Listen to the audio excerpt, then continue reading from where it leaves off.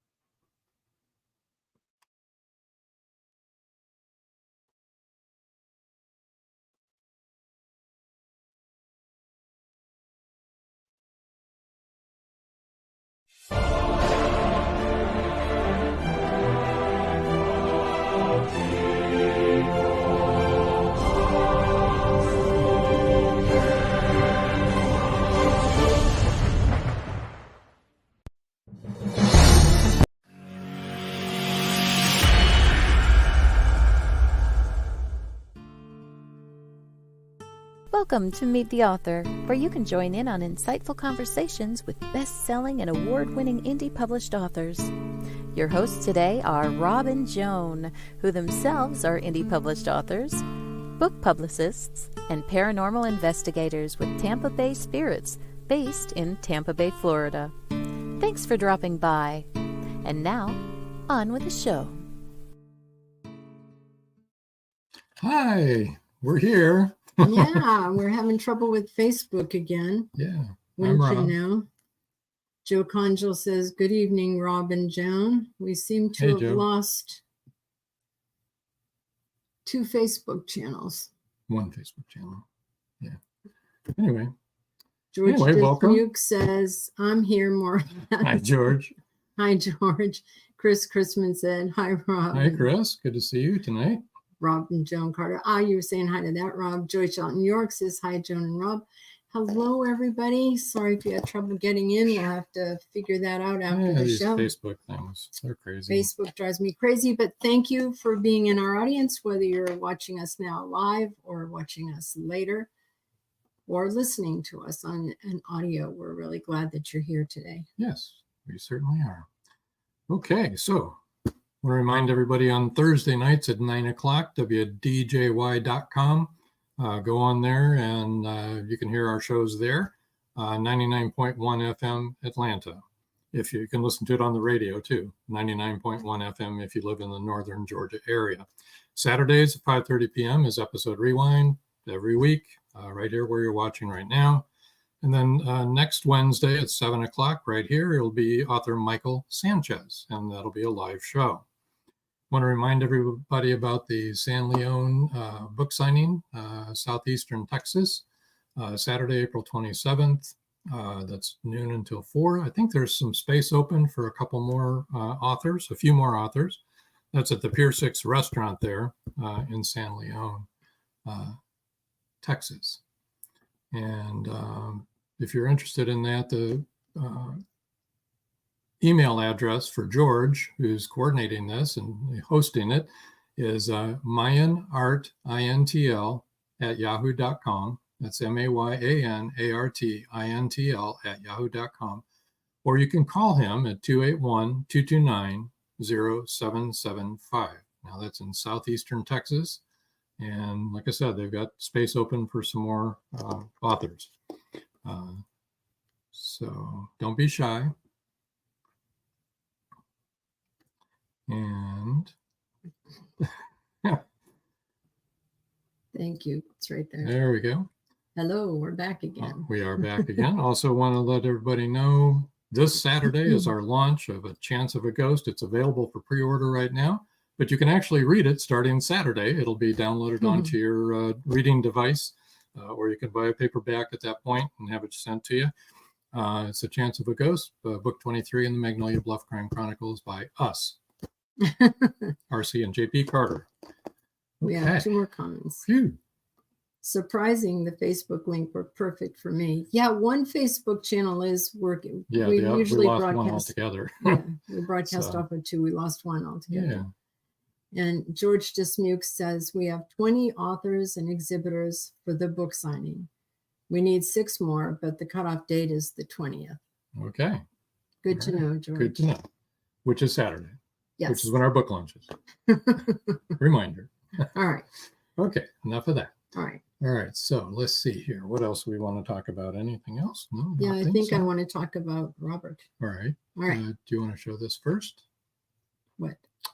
This little video, or do you want to talk about? I want to talk about him, then we'll show the video, and then All we'll right, bring him let's on. do that. All right. So I'm going to have to read his biography because he's done so much I can't remember it. His name is Robert J. Emery. He writes under the fiction under the pen name of R.J. Eastwood. He's had an amazing career. He had a 4-decade film and television career. Highlights of his career include the award-winning TV programs The Directors, 91-hour episodes for Starz and Encore. Do any of you remember that? Because I remember that. He also produced the miniseries The Genocide Factor for PBS, hosted by actor Jon Voight. For God and Country, a Marine sniper story for MSNBC, hosted by Lester Holt. And the award-winning motion picture Swimming Upstream for the Lifetime Television Network. In his first novel, The Autopsy of Planet Earth, received 8 book awards. In his second novel, Midnight Black, 7 awards. His new nonfiction book, well, it was new when this biography was written, but we have another new one we're going to tell you about tonight. America Standing Strong has won 2, or had at that point. He's received over 75 industry awards, including 7 years in a row at the New York Festivals, 2 Golden Eagles from the Chicago International Film and Television Festival, top honors at Houston Fest, and the Best Dramatic Feature Film Award for Swimming Upstream from the Los Angeles Angel City Film Festival. Phew! I'm tired just thinking about it. I know. He's an amazing man. So without further ado. Well, here's a little preview of his his newest latest book. brand new book coming out.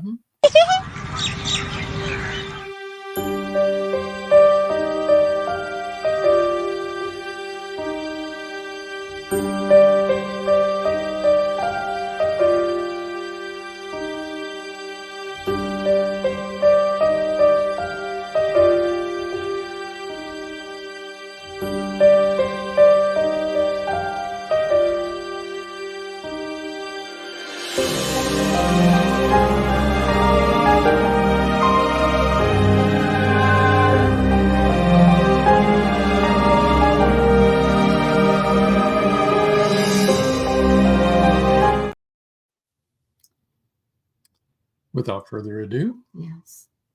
Mr. Robert Emery. Hello, Bob. Whoever you were talking about, Joan, it's very impressive. Isn't it? Yes, It's good to see you two again. it's good to have you with us again. We remember the last time we had a good time. I Yes. forgot to tell my wife that she could watch this live on YouTube. Yeah, she Yeah. can on our YouTube There channel. you go. Mhm. Yeah, that one's actually working. Yeah. Yeah, that one's working. I did direct a lot of people to YouTube, so I hope they signed on. That's That'd be good. They great. can comment from there too. Yeah, they Actually, can comment if CW is you're- on there. Right Yeah, I now. can see. Actually, Chris Chrisman says, hello, Bob. And CW said, your new book is fabulous.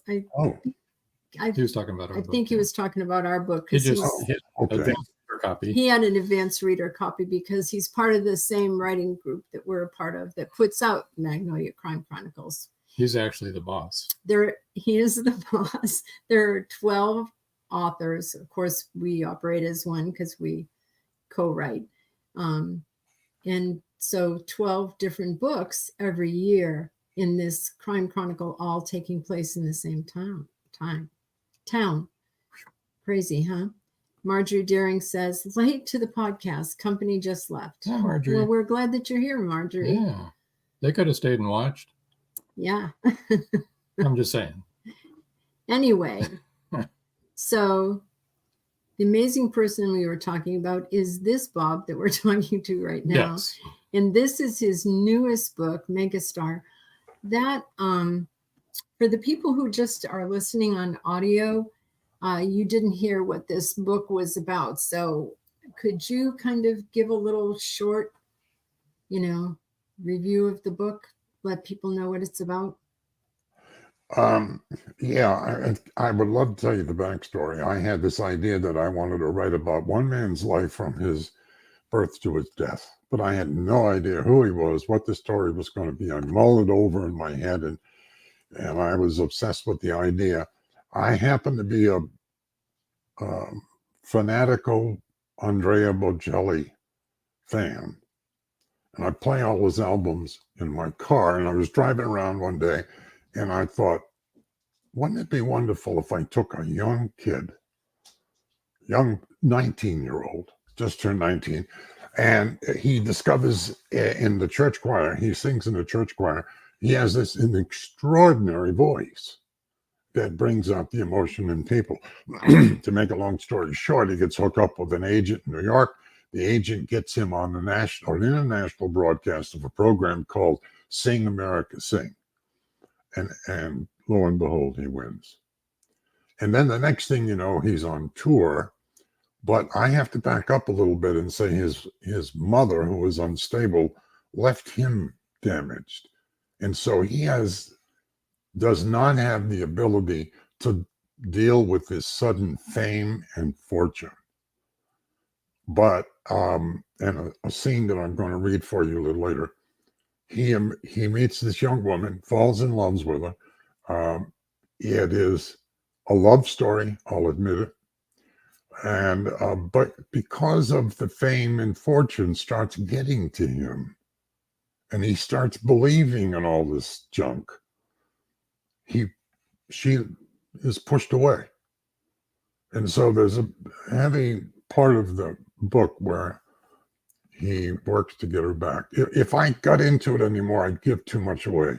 But it is a story of sudden fame for a young man who's never been exposed to that kind of thing. And then the love story, which I'll explain when I read the little piece. It really sounds wonderful. We gave it to a bunch of people to pre-read, and the reviews came back really, really strong. Yeah, it sounds very dramatic and sad and poignant. If I had to say anything, I'd say it's a life story. It accomplishes what I set out to do, to tell one man's story from his birth to his death.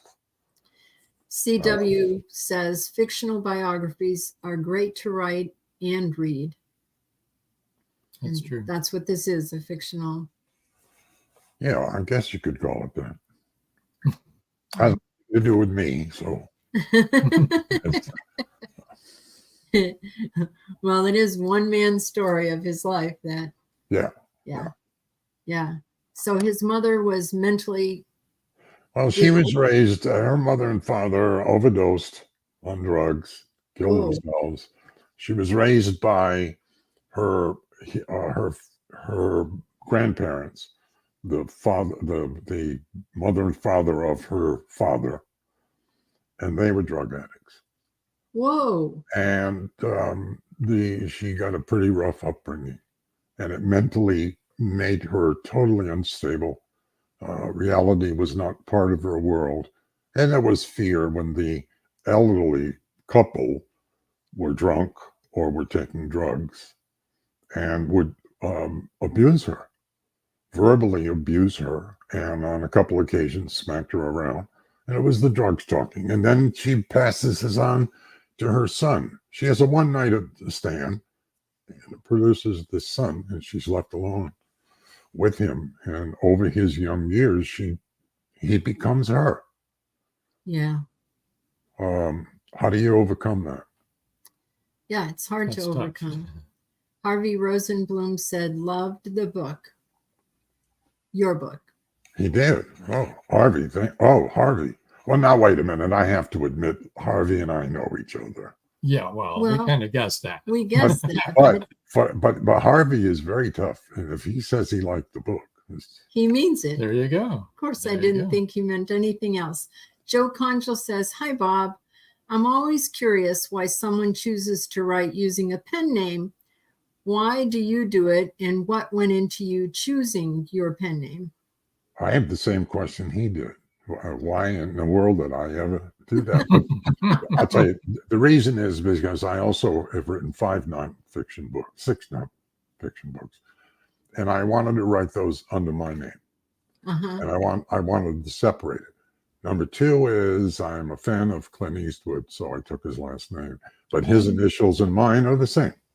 Or my initials, R.J.E. And Clint was one of the subjects of my Encore series. Yes. Very nice man. So I just took his last name. Did he mind? I don't Did he know. mind? I No? didn't ask his You permission. never asked. But the reason is that I write fiction and nonfiction, and I wanted to separate me from Sure.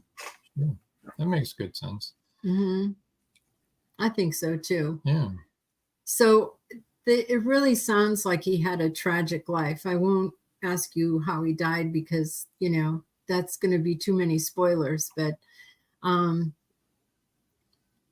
I don't think it's so much fiction. I know it's all figment of your imagination, and you created this person and went through, you know, in depth into his background and why he became the way he is. But it kind of rings true to celebrities, doesn't it? That they often end up messed up like that. Yeah. that was part of it. You hit it on the head. A lot of them get lost in the fantasy world, take it seriously, and tragic. Some of them end up in tragic situations. Especially, you said he started young, and it seems that the young actors and celebrities, singers, all of them seem to have a very hard time dealing with that celebrity. Well, the character's name, by the way, is Addison Stone. His mother named him after their hometown, real place, Addison, Alabama. I don't know how I came to do that. But in any case, he's almost thrust into this. This is not a desire. This is his voice talking. There's a line in the book where he said, "It's not me they want, it's my voice. I have nothing to do with this." And he tries to distance himself. Can you imagine mentally trying to distance yourself from who you are or from what your voice is doing? And he can't associate himself with his voice. He thinks it's another thing. Wow. And he goes along with it. And the next thing you know, money's rolling in, adulation, can't go anywhere without being recognized. So it can play really very, very bad tricks with one's brain, I think. Did you find it difficult to start writing in a different genre than what you're used to? No, I've never written the same genre. This is the third novel. They're all 3 different. Okay. I don't pick genres. I pick stories. Perfect. Yeah. Yeah. And I have to be passionate about it, or the stories pick you. What? The stories actually pick you. Yes. Yeah. In a way, that's a good way to put it. And if I'm not totally passionate about doing the story for me, not an audience, for me, then I won't do it. Then I hope when it's finished, an audience enjoys what I did. But yes. I think genre writing is, excuse me, genre writers of America, but write what you believe, write what you're passionate about. Doesn't have to be the same genre. Although I'm not putting genres down, because some people are very good at a particular genre, and I encourage them to do that. It's just not for me. Right. And that may be the story that they have to tell. Right. Exactly. You know, I would love to be able to write science fiction because I love science fiction, but I just don't have that in me, you know? Science fiction is very hard, I think. You have to make it believable. Yes. I mean, in the first book that I wrote, which was science fiction. Yes, I know.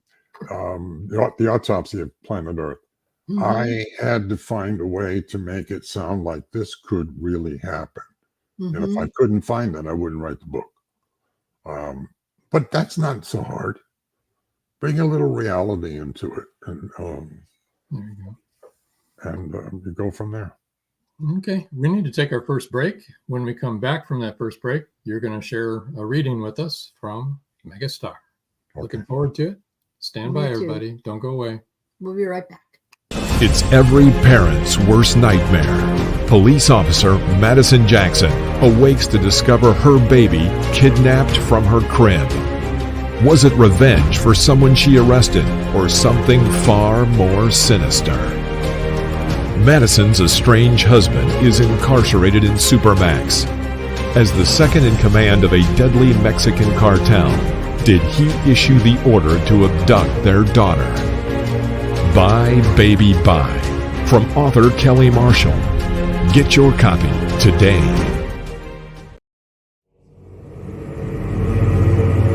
Many secrets are hidden within the darkness of the jungle. Now comes part 4 in the Jaguar series by retired Hollywood scriptwriter George Dismukes. In this saga, Brandon, Andrea, and Naja, the Black Jaguar, go deep into the Mato Grosso jungle on a mission to rescue 2 kidnapped children. During their journey, they encounter many dangers, including Yanomami Indians, bent on revenge for the murder of one of their warriors. Return of the Jaguar is book 4 in the Jaguar series, starting with 2 faces of the Jaguar, The Lost City, and the Jaguar's Quest. All 4 are available on Amazon, Barnes & Noble, and other bookseller websites worldwide. Return of the Jaguar is a must-read.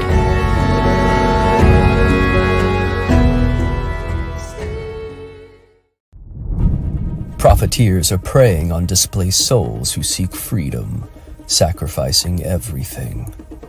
Wanting to give their children hope and a future, but they wrongly trust on a roll of loaded dice. Teens are picked off and sold into slavery. Cartels offer the choice to strong young men to move illegal drugs over the border or die. The R Group and CATS team leaders want to end Mateo's inhuman business model.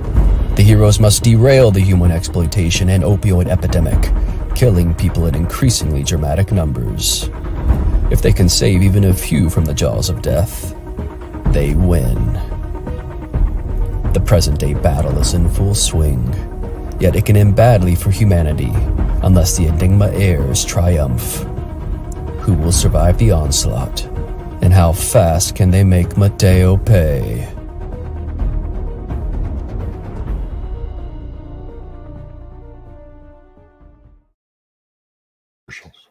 Hello. back. Yeah. So we have a few comments before you do your reading. Okay. Joe Poncho said, if you don't like the story you're writing, then the reader probably won't either. True story. I think that that's the truth. It is. Yeah. Very good comment. Yeah. Chris Chrisman says, I love science fiction, but don't feel like I can write it and do it justice. Same, Chris. And Marjorie Daring said, I love what you said about writing a story, not writing a genre. Sometimes the story determines the genre rather than the other way around. That's true. Yeah. And sometimes it's hard to figure out what genre you're writing. Right. It all gets kind of confused. Yeah. Yes. Anyway, why don't we have you read now from Megastar? I will do my best, if you'll forgive me. Not the greatest public speaker, but let me just introduce it by saying this picks up immediately after young Addison has won the show called Sing America Sing. This is immediately after. In his dressing room, Addison sat alone, reliving all that had transpired in the last 5 days. He dropped his head in his hands and wept. Lang, Ben, Andy, and Julio entered. Hey, those better be tears of joys. his agent Lang said with a broad smile, because you, young man, you won the lottery like we knew you would. Addison stood, walked to his friend and neighbor, Ben, who had traveled to New York with him, and hugged him. Thank you, Ben. Thank you for everything. Ben's face splayed into a wide smile. Just about now, the little old town of Addison, Alabama, is celebrating big time, Addie. Lang shook Anderson's hand vigorously. You were amazing. Now we wait for the office to roll in, and I promise you this, they will. So wipe those tears away, his other agent, Andy said. Toss some cold water on your face, and let's go to the reception and meet some of your new fans. Now, I'm going to stop here and explain that after the show, the producers always held a reception on the stage. So Ben handed, gentlemen, his friend Ben says, gentlemen, can we give him a minute to call his mother? Ben handed Anderson his cell phone. The room cleared and Anderson called his mother. Now remember, there's a very strenuous relationship between them, but they try to be nice. His mother, Lacey, he says to his mother, I did it, Mom, I did it. His mother, Lacey, was crying. I'm so proud of you, Andy. My phone's ringing off the hook. Now you go enjoy yourself and remember to hold your head high. I will, Mom.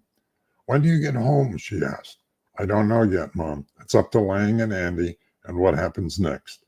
Call me when you know. Love you, son. Love you, Mom. When they arrived on the stage, the reception was underway. Lang whispered to Anderson, there are many music industry big shots here. Don't be intimidated. Tonight, you're bigger than all of them.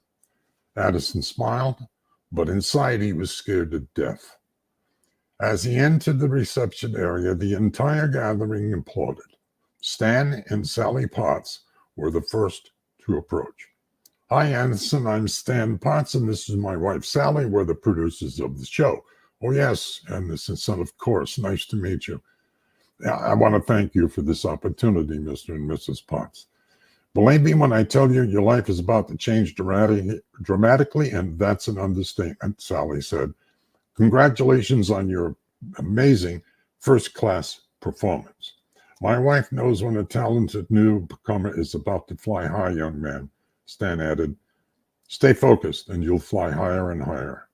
The four judges approached Addison and shook his hand. As Addison moved through the crowd, he smiled and thanked well-wishers, but did not converse with any of them. His head was swirling. None of this felt real. He would need time to process it all. Someone tapped Addison's shoulder as he and Ben approached the buffet table.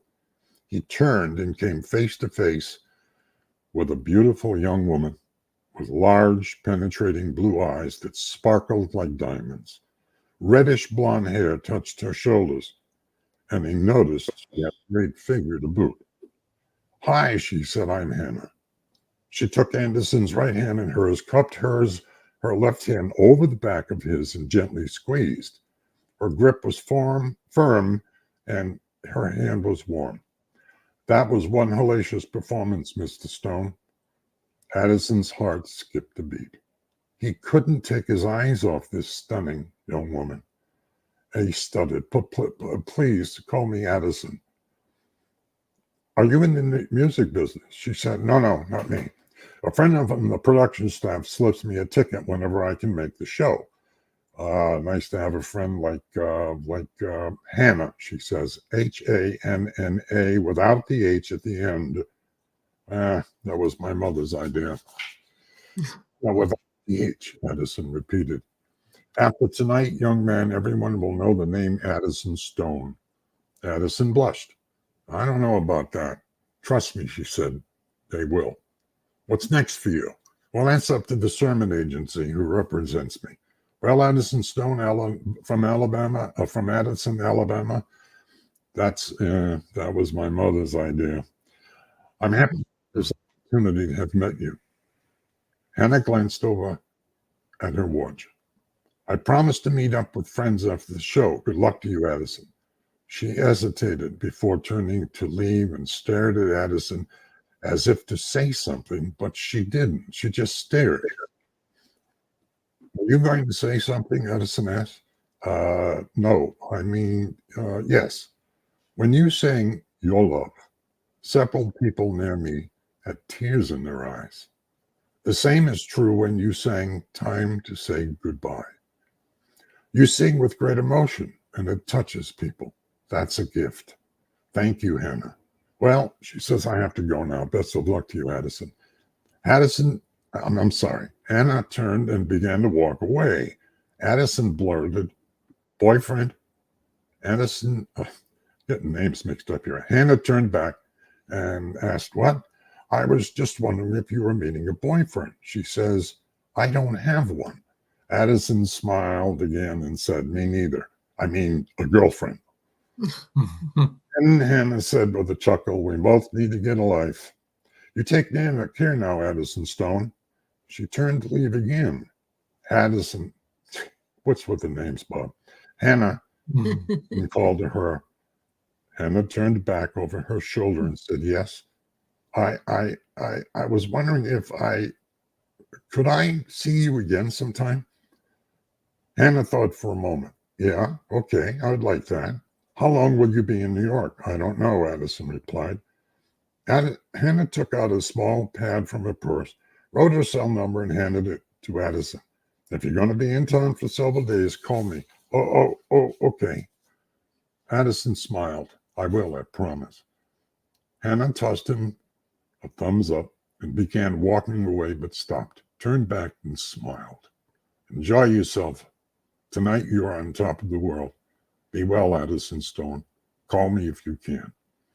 Addison, the shy introvert, was clearly smitten by this young creature, lovely creature. Hannah, he whispered low as she walked into the crowd. His eyes remained locked on her until all he could see was the top of her reddish blonde hair. Like a wisp of wind, Hannah was gone. Ben, standing nearby, had been watching the exchange with amusement.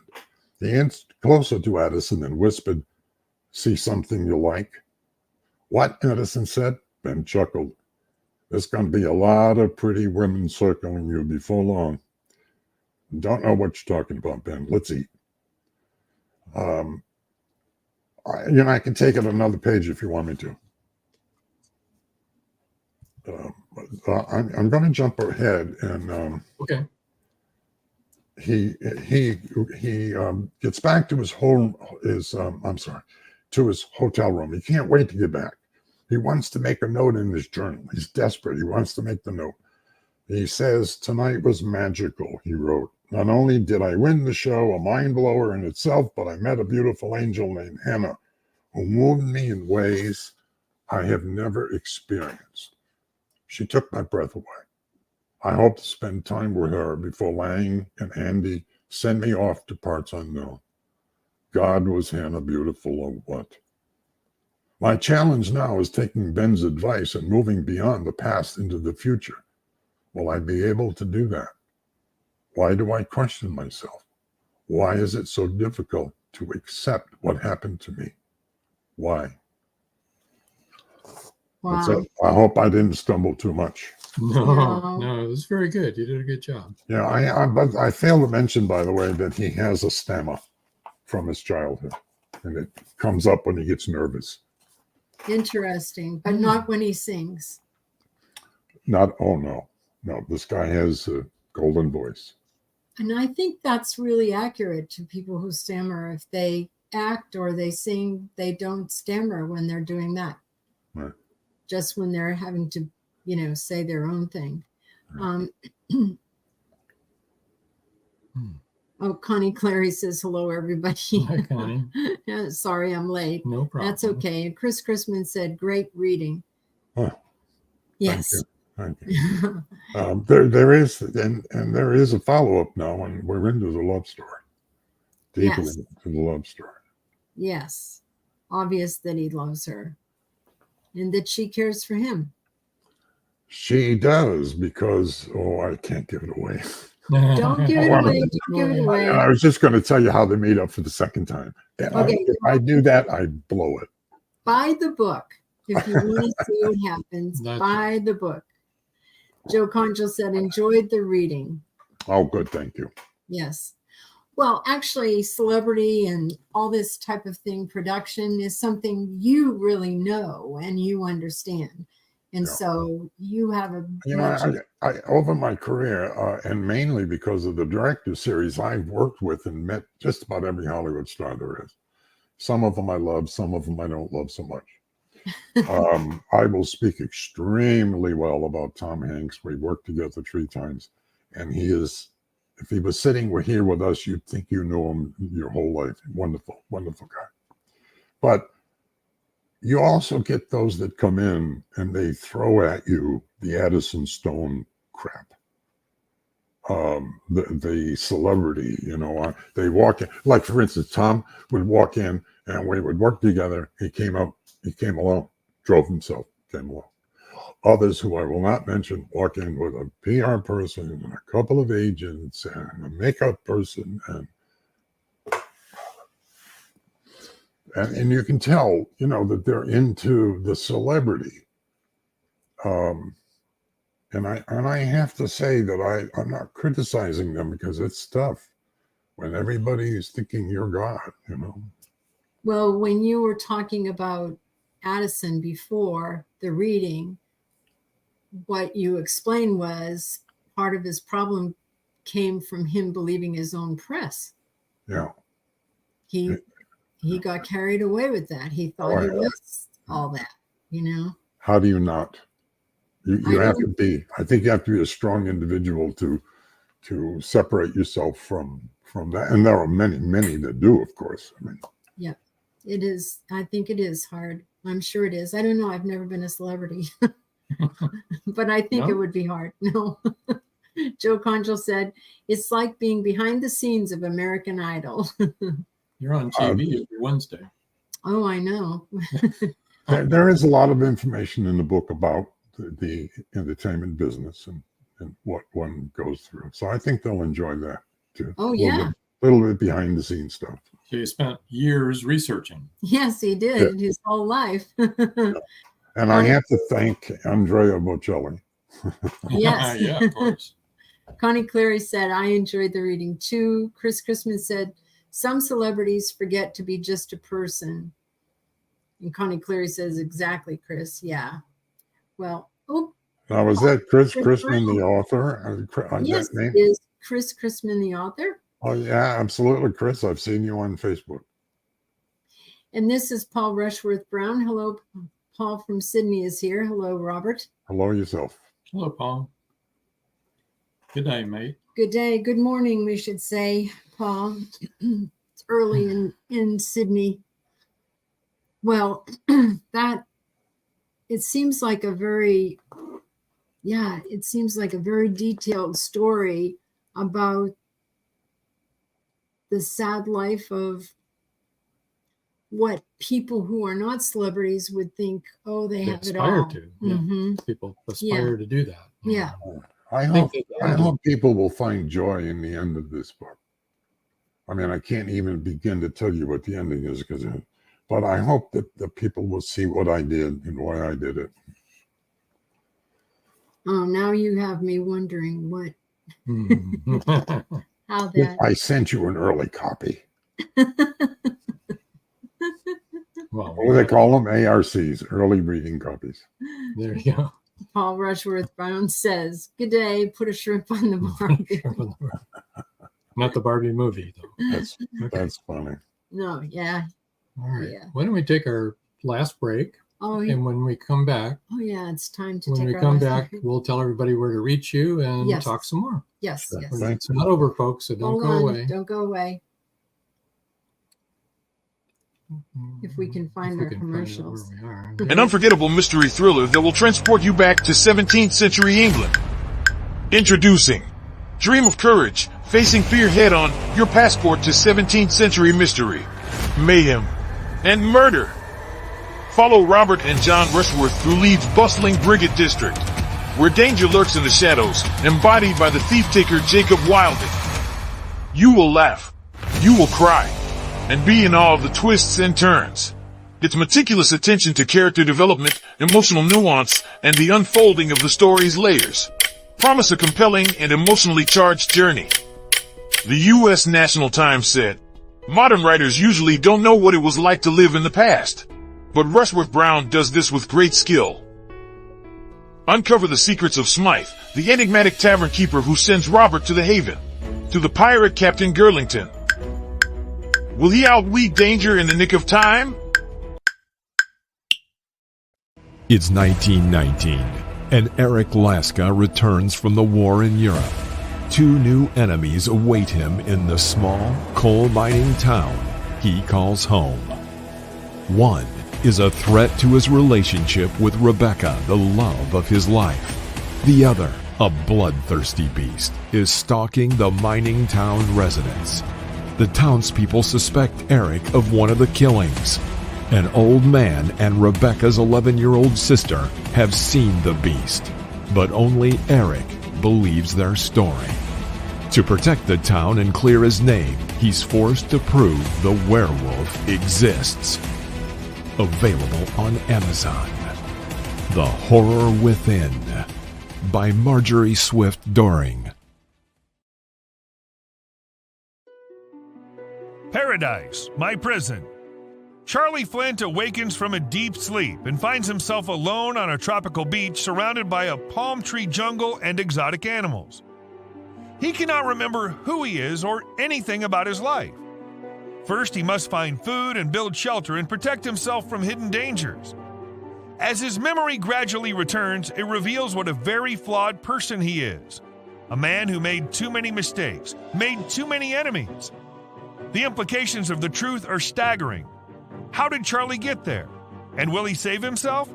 Paradise, My Prison is the riveting new suspense thriller from retired Hollywood scriptwriter George Dismukes. Paradise, My Prison by George Dismukes is available in jacketed hardcover, softcover, and all ebook formats worldwide.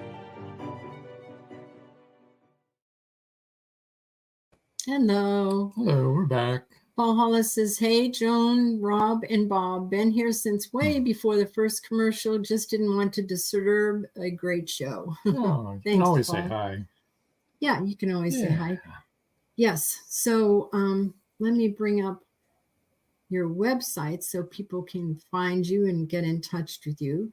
His website is robertjemeryauthor.com. Oh, well, that's much bigger letters. I should Yes. have just read it from there. If you read that one, it's a little easier. Yes. Okay, so it's RobertJemeryauthor.com. And they can Impressive, find Joan. Impressive. Very impressive, Joan. She learned that a long time ago, actually. how to read Yeah. How to spell. Yeah. and how to spell. Yes. But they can find all of your social media content on there. They can get in touch with you. Links. Sure. I love to hear from people. Yes. Even So- those that send me nasty messages. Do you have a mailing list on there, or You know, I've never gotten into that, Rob. I've never. I have my own mailing list of about 154 people, but they're not on that. oh, This is just people I've known, you know, over the last 18th century. And well, that's a long time ago. You're older than I thought. well, I met my wife at the end of the Civil War. Oh, okay. Gotcha. Oh, she's yelling at me. Yeah. We see a pot come flying across the screen. Well, no, you better duck. We'll try to warn you. Yeah. So, what else is new? You got anything else planned? Well, I'm playing with some things, but I'm so into the marketing right now. Right, because it's so You know, close. Yeah. once May 1st comes and goes, I can ease up a little bit and start developing a little more, a couple of stories that I have. Okay. Okay. One of them is science fiction. And I have to tell you, when I started Megastar, and I mentioned to Sue, my wife, I said, you know, it's a love story. And she looked at me and said, you're going to write what? And I said, well, I don't know. I just want to do this, you know. And she reads everything first, before it ever goes to my editor. And she'll give me feedback. She was into 3 chapters, came back to me and said, this is your best work. Oh, That's awesome. 3 chapters. She said, cannot believe this is coming from you because of the emotions in it. I'm not necessarily an outwardly emotional person. So I poured them into the book.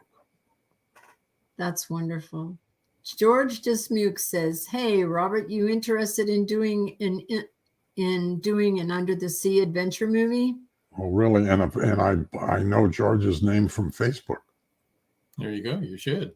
He's on some of my Facebook pages. I see him all the time. Yep. No, I don't want to do an underwater. I'm too old to swim. Well, you don't have to act in it. Oh. Okay. Chris Chrisman said, "Wives are the hardest to please as a writer." Yes. But you know, they're the ones that are most honest with you, I think. They're truthful. Yeah. There you go. Yep. And my wife is an avid reader, so I can't write something bad because she'll spot it. She'll pick it up and say, "Good idea, but you need to rewrite it." Yeah. I have to tell you a quick story. I wrote so many screenplays that when I retired and I started writing books, I gave her my first book, the Autopsy science fiction book. She gave it back to me. And I said, "Well, you couldn't have finished it." She said, "No, Bob, it reads like a screenplay." Oh, and yeah. That was the learning curve. All of a sudden, it was like, you got to tell people on the page, you don't leave them guessing. You got to paint the picture. Yeah. I mean, in the screenplay is a director's medium. You tell them where the location is, who's in it, what's the motivation. The rest is up to the director. Yeah. They write some dialogue. Yeah. A friend of our daughter's is producer and a director, Joe Melosi. He did Stargate and stuff like that. And he said, "Well, what your parents do is so much different than what I do." He said, "Because when I start writing a screenplay, I'm thinking about, how much is it going to cost to shoot this scene?" He said, "And then after I decide what's going to happen in each scene, then I fill in all the dialogue." So. Well, that's interesting, is because when I write a story, I have my characters, I am the story down, my characters, and the ending. That's it. As I'm going along, I fill it in. I often surprise myself as opposed to, plotting this whole thing out. I won't do that. Maybe I'm not capable of doing it. I want it to be real, and it's not real unless it surprises me. Yeah, it needs to be organic. Does that sound right? Yes. Exactly. Yes. You've probably heard the expression being a pantser or a plotter.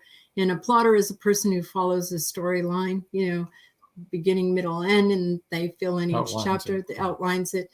And a pantser kind of flies by the seat of their pants, and wherever the characters take them and the story takes them, that's where they go. And, well, I will admit, to every character, I try to make them distinguished from everybody else in the book. I don't care how small a role they play.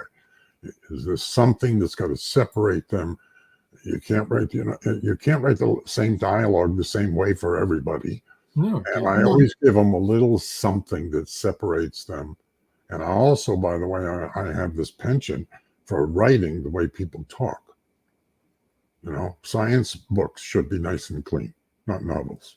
People don't. Exactly. It shouldn't be proper grammar. It should be the way people speak. The way people speak. And then if one of the characters speak proper, oh, great. That's the way they speak. That's the way you write it. I agree. Yeah. My wife is my beta reader. George Dismuke says she loves to tell me what I've done wrong. No, I know his wife. She's a lovely woman. Yes. He understands. He understands. Oh my gosh. Well, this time is going by fast. I just can't believe it. Yeah. We have another 10 minutes, or 5 minutes, but I was, Marjorie. I'm sitting here with no pants on. That we didn't really need to know that. That's why it's framed this way. Yeah. Oh, well, that was thrilling. Marjorie Deering said, "My characters keep me awake kept me awake the last 2 nights in a row. I'm awfully sleepy, but they told me where this story is going from here. Yeah, I know. She probably told them where to go too. I know the Leave feeling. me alone.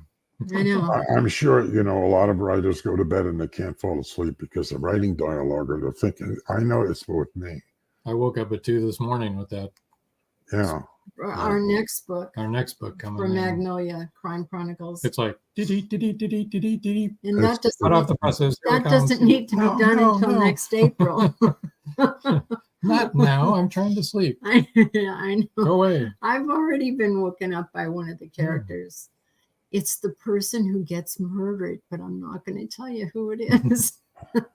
But it's somebody in Magnolia Bluff. So Joe Conjal said, you mentioned you're in the middle of marketing your new book. Do you handle all of your marketing yourself? No, absolutely not. There's a site called Books Go Social, which will handle the launch. They handle Net Gallery. They handle TikTok for me. They post ads on Facebook and Twitter or X, whatever he's calling it these days. No, but I devised the whole marketing plan that I had in mind, and I have to follow through with it. There were a lot of early readers of the book who wrote reviews, and if you dump them all on May 1st, Amazon gets very angry. They think something's up. So, I have to have this whole plan to say, okay, Joan, you put yours on such and such a day and so forth. And I have to tell you, I send the advance copies out with a message. Do not blow smoke. I don't want to hear how great I am. You tell me the truth, or please don't even bother reading the book. It doesn't do any good to get friends, family, and write wonderful things about you unless they're honest. And I'm very fortunate because they all came back and they all were, you could tell that they really read the book. And that's how you can tell if a review is any good in it, when you can tell they read the book. When they talk about the storyline and things that deep in there, right? And some of them got carried away with the synopsis, which, if somebody goes to Amazon, they don't want to read 4 paragraphs. They want to know what's the rating, nice short, boom, to the point. Did you like it? Why? Boom.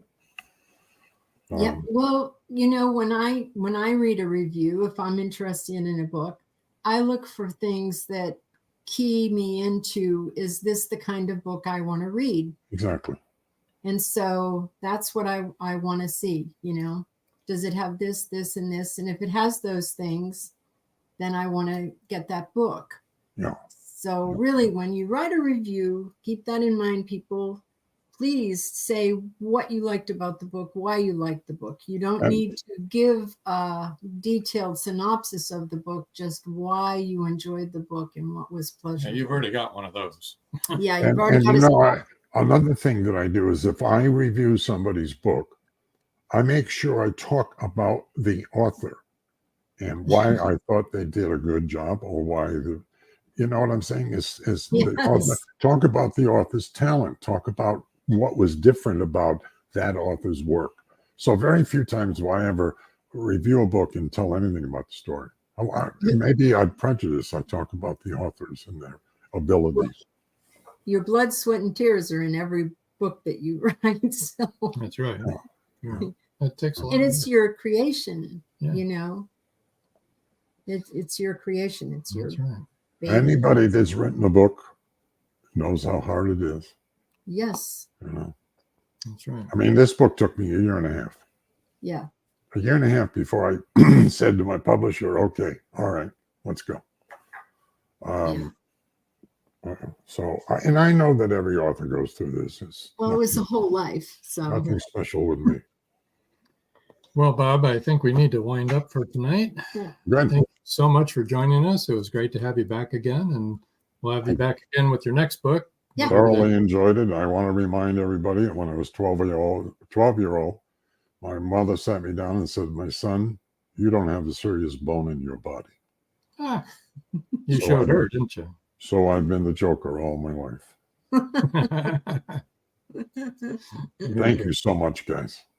Thank No you. problem. No problem. We're going to move you over to the side now. There we go. And I hope that didn't hurt. I want to remind everybody Thursday night, tomorrow night, 9 o'clock, WDJY.com. Please go there and listen to the show. The more people that listen to it, the better the ratings get to be for us. May sweeps. Yeah, the Nielsen ratings is what they're looking for. Depends So to on keep how us many going. advertisers we get. 99.1 FM. If you're in the Atlanta area currently, you can listen to it right there on your radio if you still have a radio. Saturdays at 5:30 p.m. episode rewind. Catch all the old episodes without having to go find them. And next Wednesday at 7 o'clock will be Michael Sanchez. And Few more comments. Okay. Chris Chrisman said, "Thank you, Bob. Great show." Thank Joe you. Conchel said, "Great show. Thank you, Bob." And of course, Robin Joan. Joyce Shelton York said, "Enjoyed the show." Chris Chrisman, another great show. Awesome interview. Paul Hollis says, "Informative show as always. Thanks, Joan, Rob, and Bob." Marjorie Deering said, "Great episode. Thanks." Well, thank you. CW oh my says, goodness, "Thanks okay. for a great show, Rob, Joan, and Bob." Connie Cleary said, "Great show. I Sure. really enjoyed it. Thank you. everybody for Wow. hanging in there and joining Listen, us tonight. Bob, we're going to have you on all the time. Yeah. Everybody." Everybody's jazz. Connie Cleary said it was very informative. I'm yours. This will be the Bob Emery show. The pretty Bob soon. Emery show. There you go. No, too old. Too old. Oh, All right. hey, well, All right. Well, do you have anything else you want to share? no. Don't forget to pick up a copy of A Chance of a Ghost And this Saturday, and also Megastar Megastar. on May 1st. on May 1st. That's right. So apart from that, I guess until next time, That's all, folks. see ya.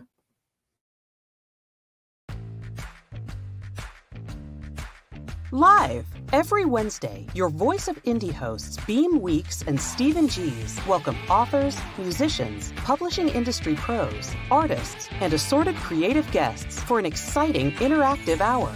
Call in during the show or post questions and comments on Twitter for responses in real time. Meet your favorite indie creators, learn inside tips, network, and promote your work. The link for each week's show is pinned on Twitter atop @VoiceOfIndie. And you can receive the link every Wednesday morning in your inbox by subscribing to our newsletter at freshinkgroup.com. Check out Voice of Indie every Wednesday on Blog Talk Radio and catch hundreds of episodes archived everywhere from our websites to our YouTube channel and Spotify. Thank you for joining us here on Meet the Author. Make sure you stay up to date with our show by clicking like, follow, and share. And you can find us on Spotify, iTunes, and more. See you next time on WLFE-DB.com.